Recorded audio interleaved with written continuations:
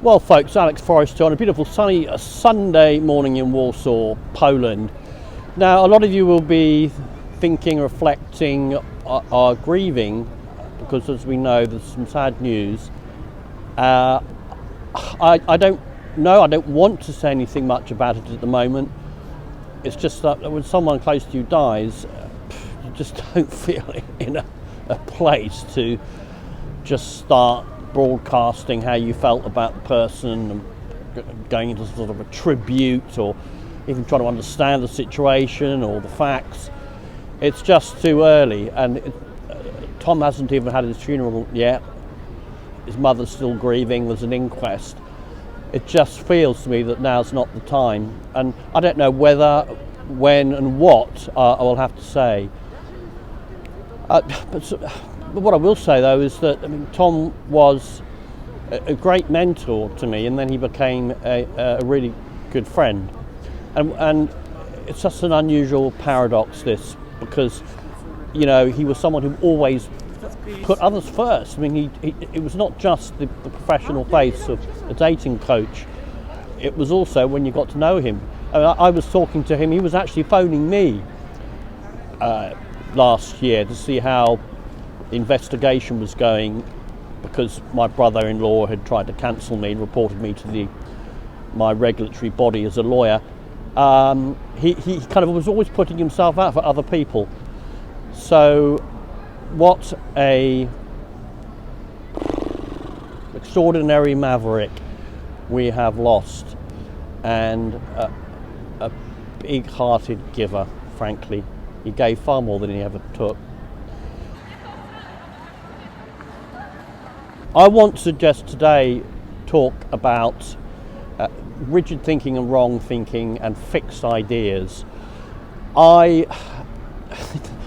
This last 2 years have really shaken me up in terms of me reflecting on ideas that I've got. Basically, you know how we're so quick to latch on to opinions. It's almost as if we need to identify ourselves with opinions. If you thought of yourself as a knight in armour, it's like the armour is your identity, and all the breastplate is an idea about, I don't know, the feminism and the wokeism of the world. That's your gauntlet. Wherever you look, whether it's outside or inside, you've got a bunch of ideas that you define yourself by.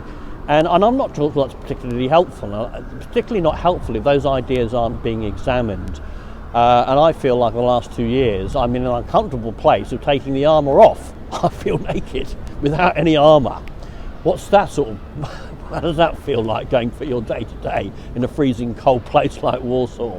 You get the metaphor, you get the analogy. But I don't know, I don't think I've got any choice to go on removing armour to examining the ideas and the wrong thinking that I've got, because I just noticed that they are rigid and they get in the way.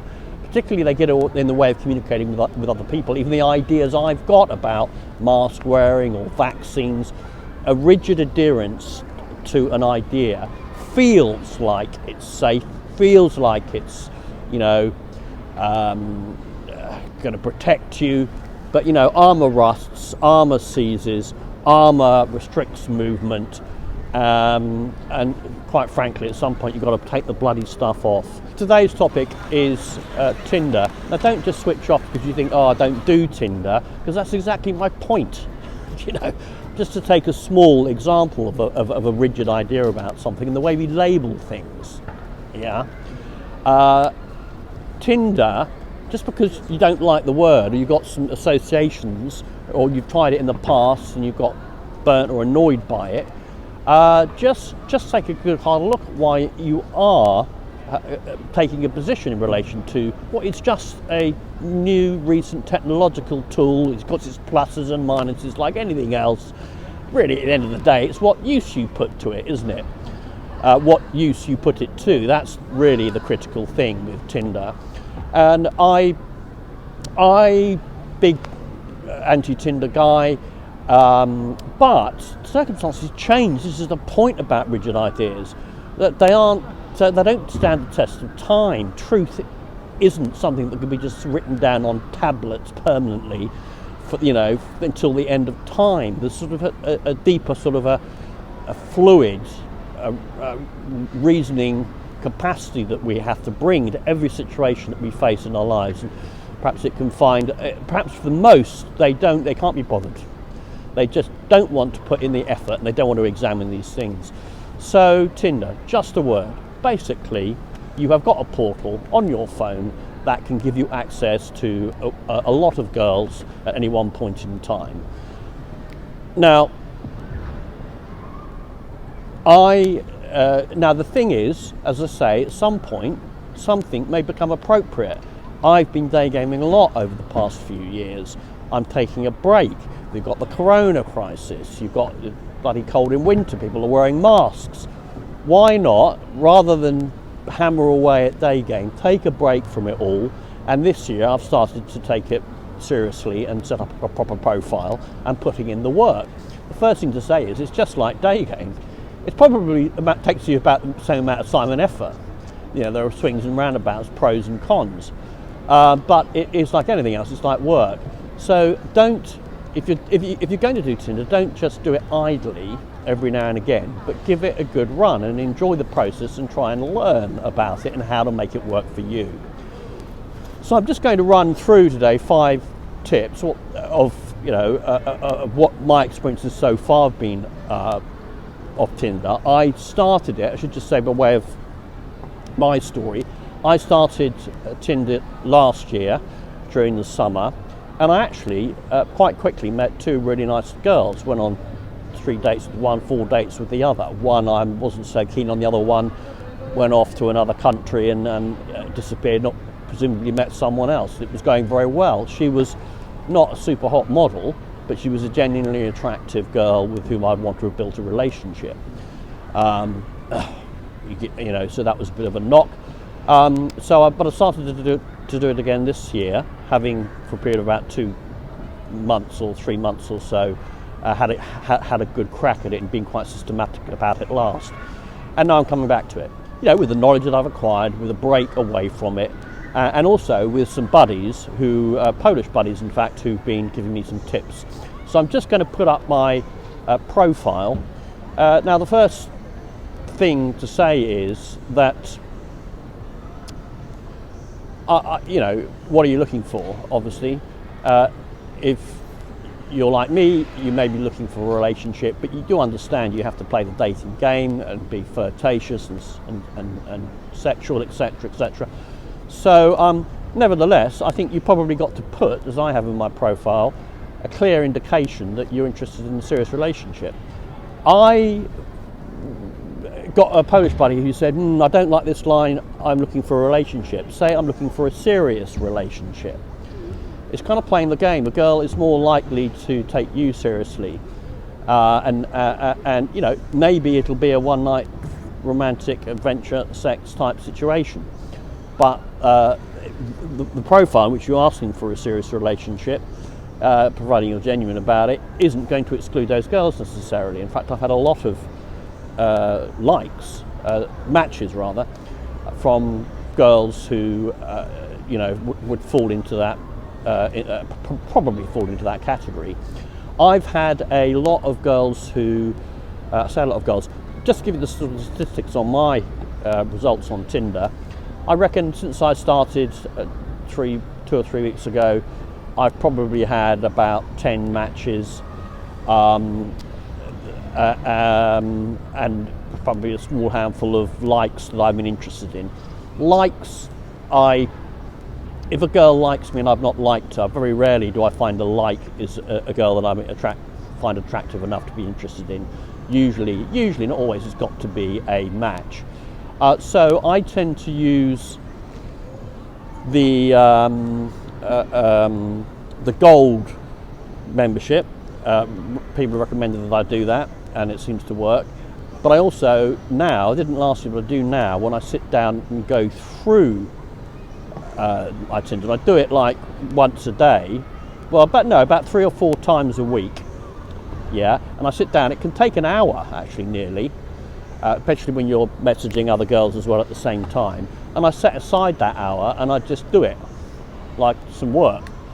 and I swiped through probably 100, probably more in any one session, and I guess I like 30% of those that I swipe.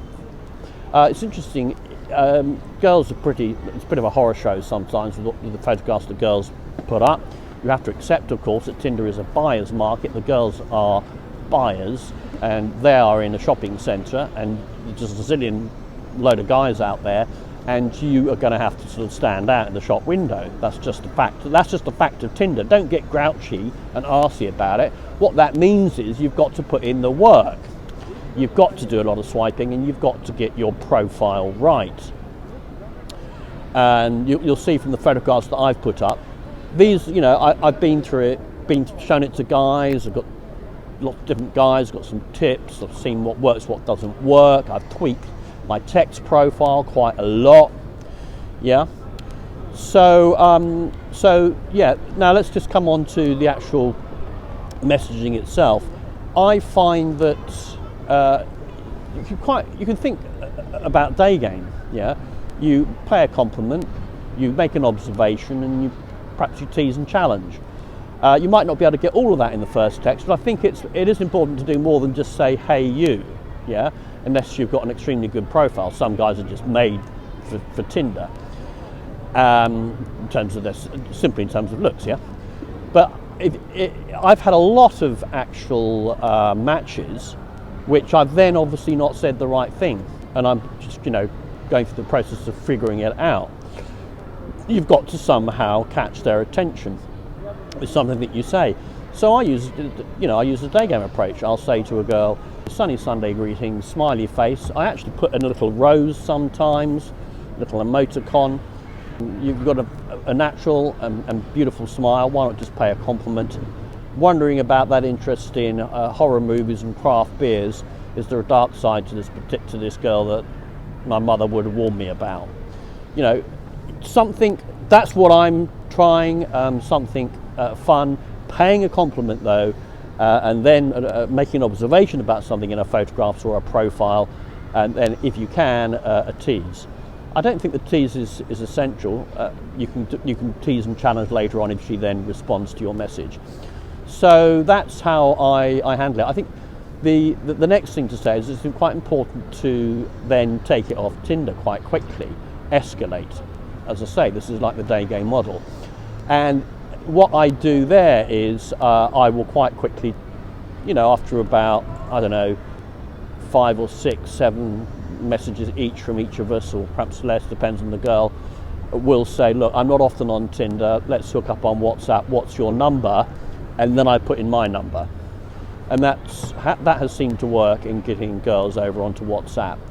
Then the next thing is, I've got a girl at the moment who's had a lovely profile. We messaged on Tinder, and then we were on WhatsApp, and she started to make things difficult. She wants to meet early morning at 11 o'clock, and she wants to, or even before she goes to work. Maybe she does shifts, she works in the hospital, I don't know, but it's become very difficult to actually get a date with her, and it feels like she's just been super reserved, and it's hard work. And I'm just wondering whether these are red flags. So look, how do you deal with a situation like that? Well, pick up the phone. I think once a girl is texting, perhaps you could message, look, I'm just going to try on the phone, or let's set up a call. Are you free this evening? And get her on the phone.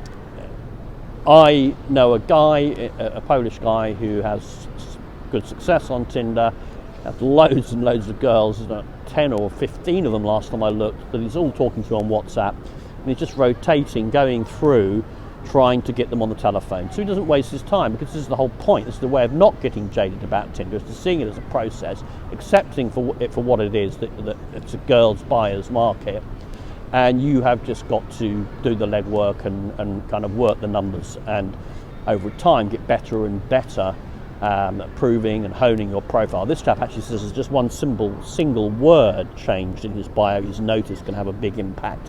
And I've talked to a girl who I dated on Tinder last year about what attracted her in my profile. It was just like some innocuous, slightly humorous line that she'd remembered.